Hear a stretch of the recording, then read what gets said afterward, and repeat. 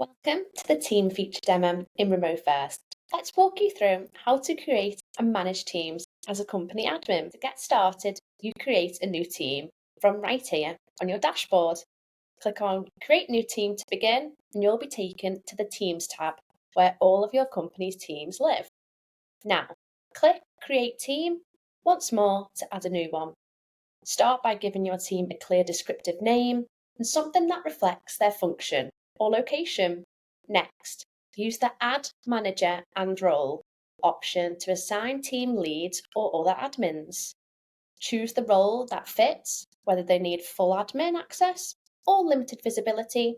You can also assign one or more roles to a manager, depending on what they need. Once you're happy with the setup, click Create to save the team. By the way, you can also update the name of the default team that was created automatically when your company was set up.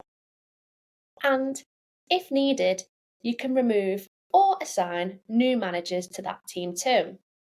That's it for setting up teams in RemoFirst. Quick, easy, and flexible.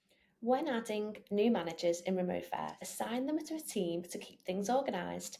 You can give each manager one or more roles based on their responsibilities, and if needed, managers can belong to multiple teams, making collaboration easier and clearer. Now, to assign an employee to a team, navigate to their profile and open the Job Details tab. Click Edit, then select the appropriate team from the drop-down menu.